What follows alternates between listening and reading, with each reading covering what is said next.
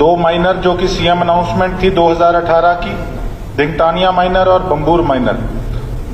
2018 में CM announcement हुई थी जिसका नंबर 23,272 डेटेड 25/8/18, जो कि अब तक ठंडे बस्ते में पड़ा है। सर, जो इतने साल ये लापरवाही हुई, इसका जिम्मेवार कौन है?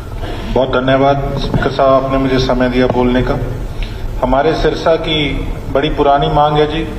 हमारे 15 गांवों के अंदर जो पानी का स्तर है वो बहुत नीचा जा चुका है, और उसके बावजूद भी जो पानी अगर ज्यादा गहराई से जो आ रहा है वो भी जहरीला पानी है, जिससे कि वहां पर फसल नहीं हो पाती।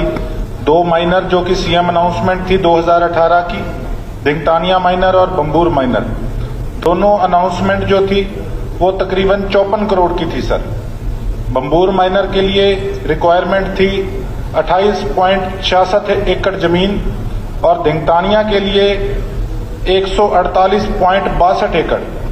टोटल दोनों में 15 से ऊपर गांव जो हैं वो पड़ते हैं। बंबूर माइनर बननी थी वो RD 0 से लेके 30,600 तक।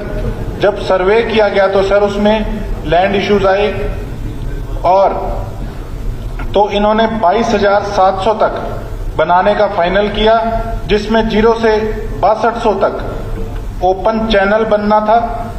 6200 से लेकर 22,700 तक अंडरग्राउंड पाइपलाइन डलनी थी।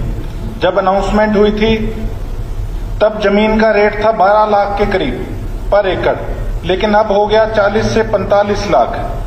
70.48% जो हमारे जिम्मेदार हैं वो जमीन देने के लिए राजी हो गए थे।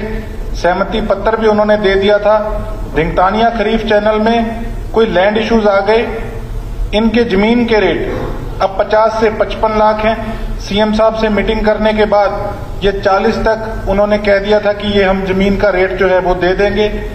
2018 में सीएम अनाउंसमेंट हुई थी जिसका नंबर 23,272 डेटेड 25/8/18, जो कि अब तक ठंडे बस्ते में पड़ा है। सर, जो इतने साल ये लापरवाही हुई, इसका जिम्मेवार कौन है? इतने समय में जो जमीन के रेट इतने बढ़ गए, जो इसका खर्चा इतना बढ़ गया, इसका जिम्मेदार कौन है?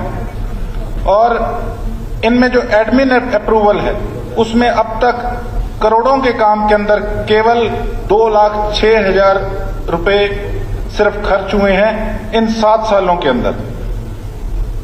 जो ये काम है, ये काम इसका इंचार्ज जो है वो CE construction unit, IWRD Panchkula, SC circle construction Hisar, XEN construction division number 7 Hisar है जी।